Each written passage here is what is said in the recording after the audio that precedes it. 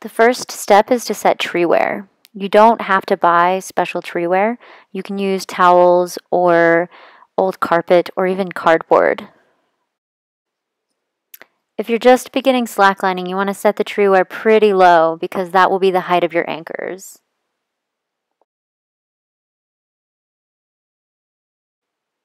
If you bought a YogaSlackers E-line kit or another primitive kit that has an anchor that already has sewn loops in it, then all you have to do is basket the tree and put the carabiner straight through the sewn loops.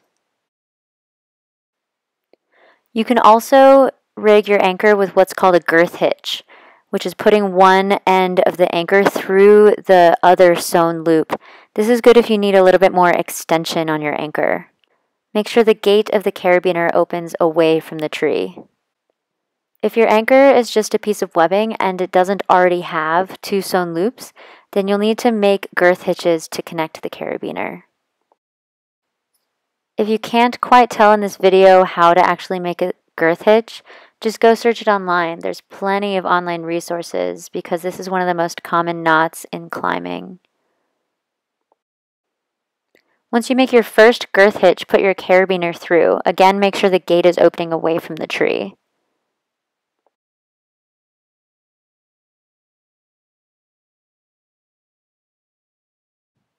You'll make one girth hitch on one end of the webbing and another girth hitch on the other end of the webbing. I sort of like to think of it as making two Mickey Mouse ears and then bringing them together to kiss.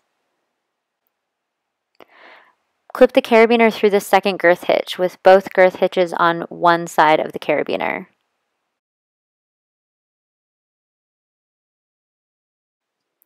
If you have a YogaSlackers kit or another Primitive Slackline kit that already has a sewn loop at the end, then all you have to do is put the sewn loop around the tree and put the rest of the webbing through the sewn loop, and it acts as its own anchor.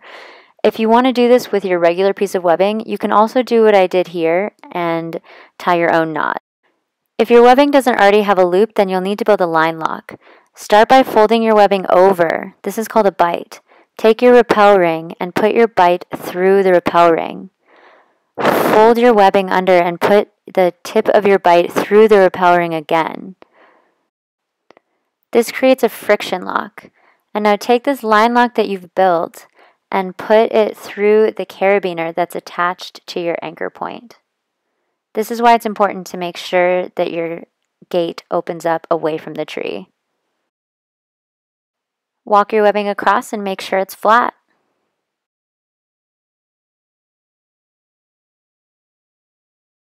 You'll need to guess how much space you need to leave for your pulley system. As you set up more slacklines, you'll get much better at this.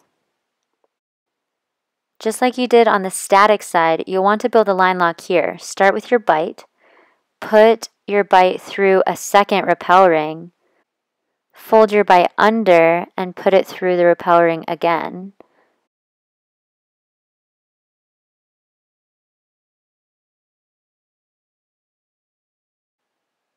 Put another carabiner through this new line lock. Make sure that this carabiner gate opens up towards the other carabiner. Right now the webbing should be underneath your carabiner. Pull it over to the other carabiner and put it underneath and bring it up through the other carabiner. And then back to the first carabiner. This time it's on top, bring it down through this carabiner.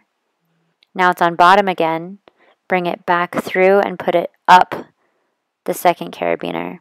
This time though, when you fold it back, shimmy it underneath the first piece of webbing, and this creates a friction lock. Bring it back through, it's on top, put it down through the first carabiner, and once again, shimmy this piece of webbing underneath the first piece of webbing, which creates a second friction lock. Pull the webbing that's coming out of your primitive pulley system in order to tension the line. If you can't get it tight enough by yourself, you can actually build a primitive multiplier. Start with 2 extra carabiners. Attach one of the carabiners to the anchors any way you can. It's easy when you have a sewn loop. If you don't have a sewn loop, you can tie another girth hitch on any excess webbing or tie a knot even. Take your second carabiner and girth hitch it to the excess webbing coming out of the pulley system. Make sure that you girth hitch it as close to the friction point as you can. Here's another maybe clearer example about how to make your girth hitch in case you missed it the first time. If you didn't get your carabiner close enough to the friction point, you can actually adjust it like I'm doing here.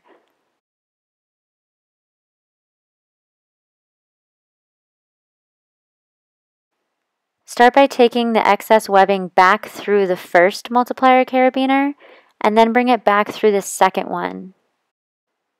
Pull tight until the second carabiner reaches the first carabiner. You'll have to reset your primitive multiplier system every time your carabiners meet.